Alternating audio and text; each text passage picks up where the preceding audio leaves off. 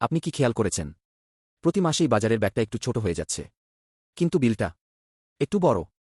এটা কি শুধু আপনার অনুভূতি, নাকি সত্যিই পৃথিবীতে শুরু হয়েছে এক নতুন অর্থনৈতিক ঝড়? বিশ্ব আজ এক অদৃশ্য যুদ্ধের মধ্যে আছে। এই যুদ্ধ বন্দুকের না, এই যুদ্ধ খাবারের গম, চাল, তেল, ডাল, যেগুলো আমাদের বেঁচে থাকার ভিত্তি, সেগুলোর দাম একের পর এক বাড়ছে।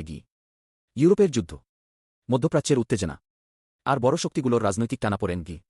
এসব শুধু খবরের শিরোনাম না, এগুলো আপনার প্লেটের দামও নির্ধারণ করে। কারণ যখন যুদ্ধ হয় তখন সাপ্লাই চেইন ভেঙে যায়, আর বাজারে শুরু হয় ঘাটতি। আরেকদিকে প্রকৃতি নিজেই বদলে যাচ্ছে। কখনো ভয়ঙ্কর খরা, কখনো অতিবৃষ্টি, কখনো ফসল নষ্ট করা তাপপ্রবাহ। যে জমি আগে 3 বার ফসল দিত, আজ সেখানে একবার ফসল তোলাই কঠিন। কিন্তু গল্প এখানেই শেষ না। তেল ও গ্যাসের দাম বাড়ছে, আর সার ছাড়া কৃষি সম্ভব নয়। ফলে কৃষকের খরচ বাড়ছে, আর সেই খরচ শেষ পর্যন্ত গিয়ে পড়ছে আপনার বাজারের ব্যাগে। এই পুরো চক্রের নাম ইনফ্লেশন। টাকার মান কমছে, দামের মান বাড়ছে। একই আয় আপনি এখন কিনতে পারছেন কম জিনিস। বাংলাদেশের মতো আমদানি নির্ভর অর্থনীতিতে এই চাপ আরও বেশি। ডলারের দাম বাড়লে বিদেশ থেকে আনা প্রতিটি পণ্যের দাম বেড়ে যায়। আর যখন বৈশ্বিক বাজারে দাম বাড়ে, তখন স্থানীয় বাজার আর ধরে রাখতে পারে না।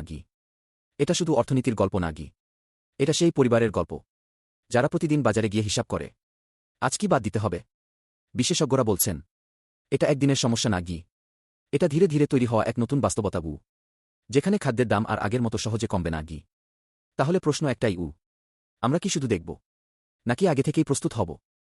কারণ ভবিষ্যৎ কখনো শব্দ করে আসে না, সে আসে ধীরে ধীরে বাজারের দামের ভেতর দিয়ে। আপনি কি ভাবছেন? মন্তব্যে জানান।